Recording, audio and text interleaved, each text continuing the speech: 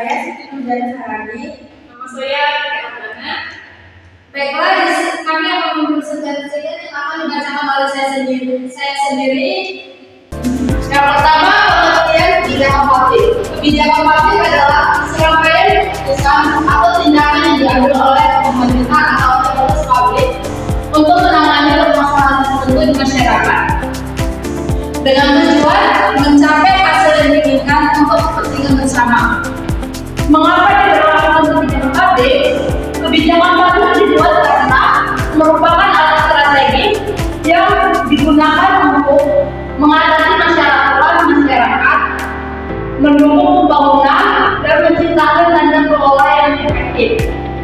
Tanpa kebijakan publik, berbagai tantangan sosial, ekonomi, dan lingkungan sulit dirasakan dalam struktur.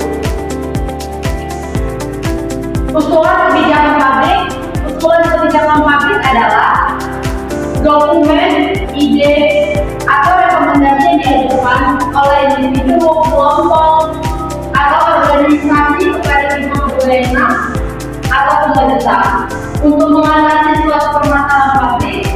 Usulan ini berfungsi sebagai langkah awal dalam proses pembuatan kebijakan yang melibatkan identifikasi masalah, analisis solusi, dan perumusan alternatif tindakan untuk mencapai tujuan tertentu yang berorientasi pada kepentingan masyarakat luas. Jadi tentunya itu ada kriteria mengenai usulan kebijakan publik. Yang pertama itu ada efisiensi, yaitu sejauh mana kebijakan memastikan hasil yang diinginkan dengan biaya berjalan. Contohnya, program vaksinasi massal yang mampu menjangkau jutaan warga dengan negara minimal, lalu bersama dengan puskesmas dan relawan. Yang kedua itu ada efektivitas, yaitu seberapa besar kebijakan tersebut mampu mencapai tujuan yang telah ditetapkan. Contohnya, kebijakan pembatasan kendaraan di Jakarta, seperti begini. Selanjutnya itu jika ada equity, yaitu sejauh mana kebijakan memperlihatkan distribusi, manfaat, dan beban secara adil antara kelompok masyarakat. Contohnya, subsidi listrik yang hanya diberikan untuk kelompok masyarakat berpenghasilan rendah agar bantuan lebih tepat terlaksana. Yang keempat itu ada equality, yaitu sejauh mana kebijakan memberikan perlakuan yang sama bagi semua orang tanpa diskriminasi. Contohnya, program pendidikan gratis untuk semua anak tanpa memandang status sosial atau daerah asalnya. Yang kelima itu ada public participation, yaitu tingkat keterlibatan masyarakat dalam proses perumusan, pelaksanaan, evaluasi kebijakan. Contohnya itu pemerintah daerah membuka diskusi publik dari sebelum menetapkan peraturan di wilayah. Selanjutnya itu adalah freedom, yaitu apakah kebijakan mendukung transformasi kegiatan individu dalam proses pilihan. Contohnya, kebijakan pembukaan PKN dengan pembimbingan mudah yang memberikan kebebasan masyarakat untuk berwirausaha. Yang ketujuh adalah predictability, yaitu apakah kebijakan jelas, konsisten, dan dapat diprediksi sehingga memudahkan masyarakat dalam menyesuaikan diri. Contohnya, sistem pajak yang transparan dan tidak berubah-ubah setiap tahun memberikan kepastian bagi pelaku usaha. Dan yang terakhir adalah prosedural fairness, yaitu keadilan prosedural menuju kepada sebuah mana proses pembuatan kebijakan dilakukan secara adil, transparan, terbuka, dan akuntabel serta memberikan semua pihak yang terdampak. Selanjutnya ada langkah-langkah dalam usulan kebijakan publik. Usulan kebijakan publik membutuhkan proses sistematis untuk memastikan relevansi, keberlanjutan, dan efektivitas kebijakan. Pertama, identifikasi masalah. Analisis data statistik atau laporan masyarakat melibatkan masyarakat dan pemangku kepentingan untuk memahami masalah yang terjadi. Dua, penentuan tujuan kebijakan. Menetapkan tujuan jangka pendek dan panjang, fokus pada dampak yang diinginkan terhadap masyarakat.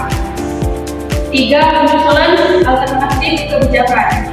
Memformulasikan berbagai pendekatan yang bisa diambil, menimbang kelebihan dan kekurangan masing-masing alternatif.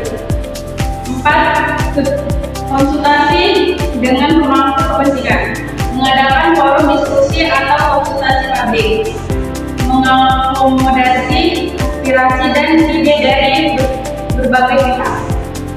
5. Implementasi kebijakan, menyiapkan sumber daya dan yang diperlukan seperti anggaran tenaga kerja dan infrastruktur, melakukan uji coba atau pilot project sebagai pendalaman skala besar. 6. Pemantauan dan evaluasi, melakukan revisi kebijakan jika ditemukan kekurangan. Dampak dari usulan kebijakan publik. Dampak positif yang pertama, meningkatkan kesejahteraan masyarakat. Kebijakan yang tepat dapat meningkatkan kualitas hidup warga melalui layanan publik yang lebih baik. Kedua, mendorong pertumbuhan ekonomi. Kebijakan yang mendukung UMKM, startup, dan industri kreatif dapat mempercepat pertumbuhan ekonomi dan menciptakan lapangan kerja. Ketiga, menjaga stabilitas sosial dan politik. Kebijakan yang memperhatikan aspirasi masyarakat dapat mengurangi konflik dan meningkatkan harmoni sosial. 4. Mengurangi ketimpangan sosial. Reformasi kebijakan yang berorientasi pada pemerataan kesejahteraan dapat membantu mengatasi kesejahteraan ekonomi. 5. Meningkatkan transparansi dan akuntabilitas pemerintah. Kebijakan yang berbasis data dan evaluasi berkala memastikan bahwa pemerintah bertanggung jawab terhadap kebijakannya. Dampak negatif. 1. Beban keuangan negara. Kebijakan yang tidak terencana dapat membebani anggaran negara dan mengurangi aktivitas program lain. 2. Representasi dari masyarakat atau industri. Kebijakan yang tidak melibatkan pemangku kepentingan bisa memicu protes dan penolakan. 3. Ketimpangan dalam implementasi. Jika kebijakan tidak mempertimbangkan kebutuhan daerah, bisa terjadi ketidakseimbangan antara wilayah perkotaan dan pedesaan. 4. Potensi efek samping yang tidak diantisipasi. Kebijakan yang tidak dianalisis secara menyeluruh bisa menimbulkan masalah baru. Selanjutnya yaitu hubungan antara usulan kebijakan publik terhadap kesejahteraan masyarakat. Usulan kebijakan publik memiliki hubungan yang erat dengan kesejahteraan masyarakat, karena kebijakan yang dirumuskan bertujuan untuk memenuhi kebutuhan dan meningkatkan kualitas hidup masyarakat.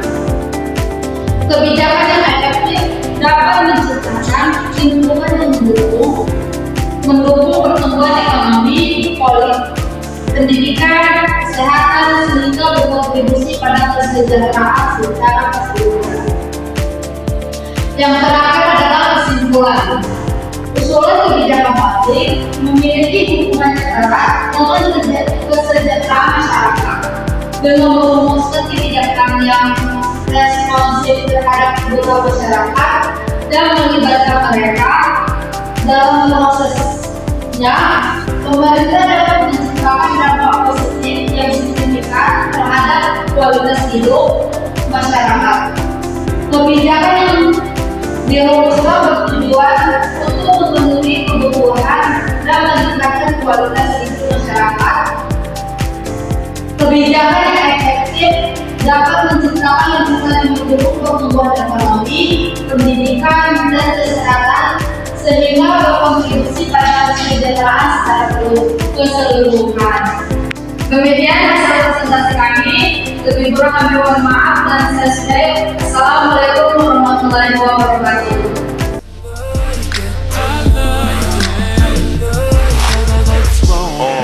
Pull your panties down from under you.